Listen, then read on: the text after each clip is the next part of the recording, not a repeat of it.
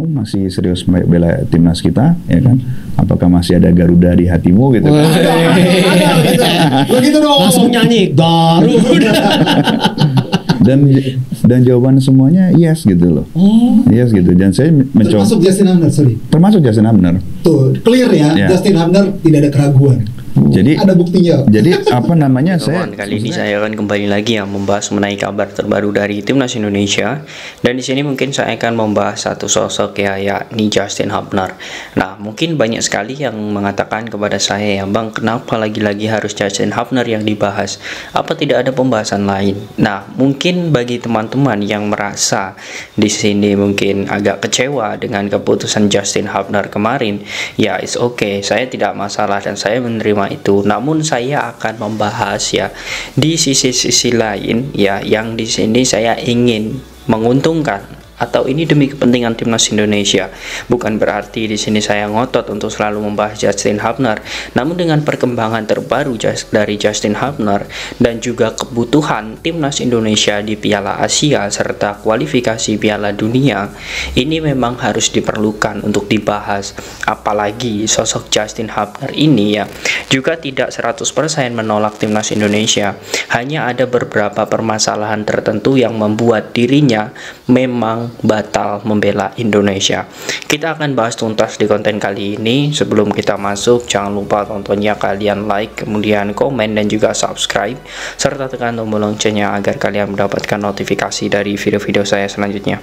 Oke, di sini saya akan langsung saja masuk ke Justin Hubner.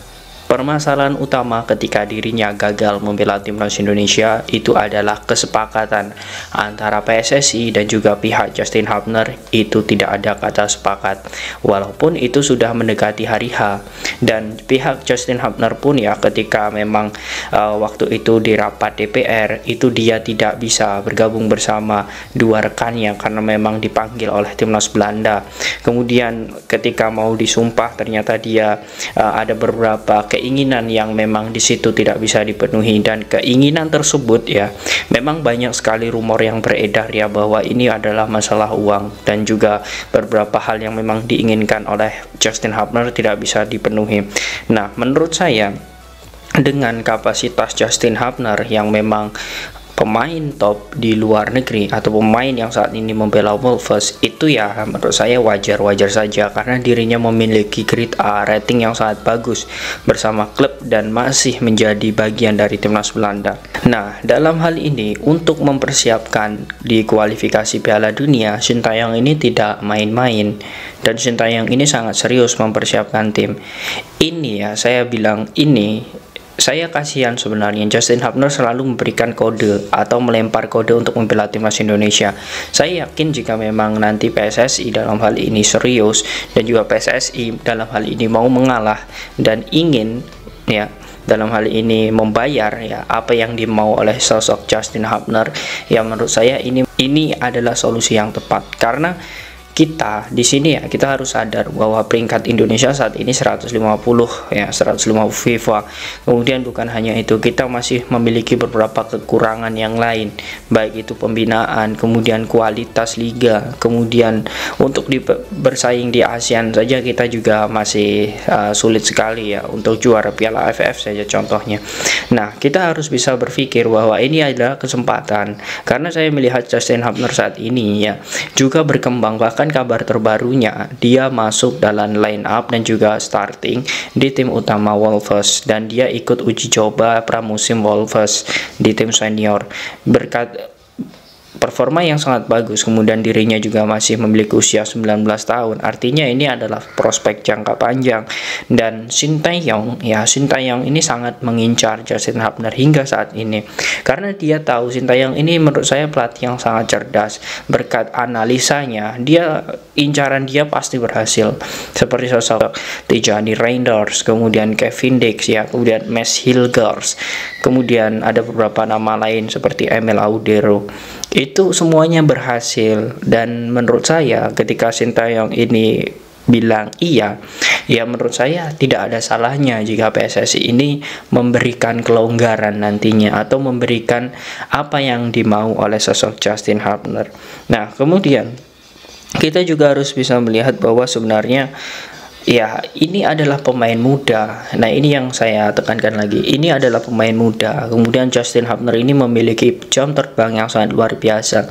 Jika dia membela timnas Indonesia, ya ini pun di senior ya saya bilang. Saya melihat akan ada pembeda nanti di lini belakang timnas Indonesia. Kita akan melihat bagaimana ketenangan Jordi Amat, kemudian ditambah lagi Justin Hubner, kemudian ditambah lagi teman-teman ya seperti sosok Elkan Bagot, kemudian Rizky Ridho. Itu menurut saya akan menjadi skuad yang sangat mendalam. Nah, kita lihat saja umur 19 tahun saat ini Justin Hubner sangat luar biasa ketika di Eropa, walaupun dari segi bentuk tubuhnya itu belum terbentuk otot-ototnya. Ya, menurut saya ini sama seperti kasus Elkan Bagot ketika usia 19 kemudian usia 18 ya dia hanya tinggi jangkung saja. Tetapi ketika umur 20, 21 seperti sekarang, kalian bisa melihat bagaimana bentuk tubuh dari Elkan Bagot ini sudah luar biasa dah. Begitupun dengan sosok Justin Hubner nanti. Saya melihat ini adalah peluang, apalagi media Inggris, kemudian media Belanda juga sontar mengabarkan bahwa Justin Hubner ini aset yang sangat bagus bagi dua negara antara Indonesia dan juga Belanda. Siapa yang lebih dulu? Nah, dengan PSSI di sini mungkin dalam hal ini ataupun diaspora memberikan ya jaminan, memberikan apa yang ia mau, ya menurut saya sah-sah saja karena ini pemain berkualitas. Jadi ya walaupun di sini ya saya bilang bahwa ada rasa nasionalis tetap ya, karena saya melihat dari konten ataupun Instagram dari apa yang diupload dari sosok Justin Hubner ini, ia selalu memberikan lemparan kode terhadap Indonesia. Bahkan ya di pin utama di sosok Justin Hubner ini juga Indonesia. Nah, ini mungkin banyak yang bilang kepada saya, Bang, itu adalah cara dia untuk menaikkan followers di media sosial dia. Itu adalah cara dia untuk membuat atau menarik empati bagi pecinta sepak bola nasional untuk selalu mendukungnya. Ya, itu kan sah-sah saja karena dirinya juga memiliki darah Indonesia. Artinya dia juga ingin seperti pemain-pemain sepak bola Indonesia yang diperlakukan sama oleh supporter atau pecinta sepak bola nasional. Nah, seperti itulah teman-teman kurang lebih logika dasarnya bagaimana kita tidak boleh membeda-bedakan antara pemain yang gagal ya, seperti kasus ya kita ketahui lah kasus Emil Audero kemarin ya, orang tuanya tidak mendukung. Ya oke, salahkan saja orang tuanya, jangan salahkan Emil Audero karena Emil Audero pun juga tidak memberi jawaban dia menolak timnas Indonesia. Dia hanya memberi respon bahwa dia ingin fokus terhadap klub dan jika ada kesempatan di timnas Italia dia akan ambil, jika tidak dia akan mempertimbangkan membela Indonesia. Tidak ada kata-kata menolak. Nah, artinya dari sini kita bisa melihat semua pemain keturunan itu ya menurut saya ya sama saja membela timnas Indonesia, itu kemungkinannya ada juga.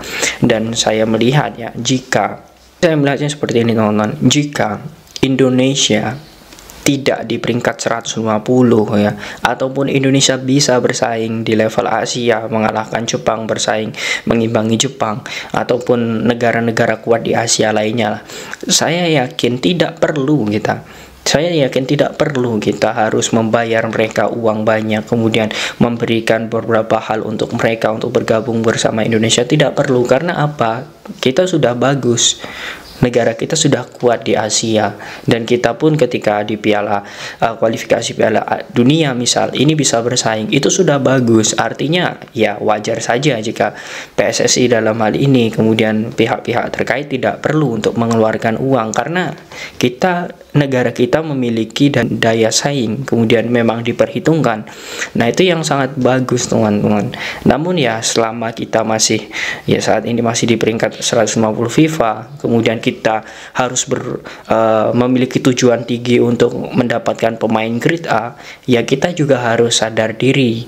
Nah, maka dari itu dengan ditariknya nanti Emil, kemudian Mads Hilgers ya, kemudian Ton Haye, Justin Hubner, nah menurut saya ini ini akan menjadi pondasi yang lebih kuat ketika nanti timnas Indonesia mampu untuk berada di peringkat 70 sampai 90 FIFA lah. Saya yakin masih banyak lagi pemain-pemain keturunan yang mau membela Indonesia ya, tanpa harus ada embel-embel uang. Karena apa? Saya melihat negara kita sudah bisa bersanding negara-negara yang saat ini ada di pot 2 ataupun di pot 3 di zona Asia, atau bahkan di pot 1 bersama dengan Australia, Jepang, Korea dan lain sebagainya. Itu tidak mungkin ya, tidak bisa terjadi. Artinya semua kemungkinan itu bisa terjadi, dan kita akan melihat bagaimana potensi timnas Indonesia nanti, potensi timnas Indonesia ke depan itu bisa bersaing. Nah, bagaimana menurut kalian teman-teman tentang sosok Justin Hubner? Apakah kalian masih yakin dirinya dan juga PSSI akan ada kesepakatan untuk membela timnas Indonesia? Silahkan kalian tulis di kolom komentar.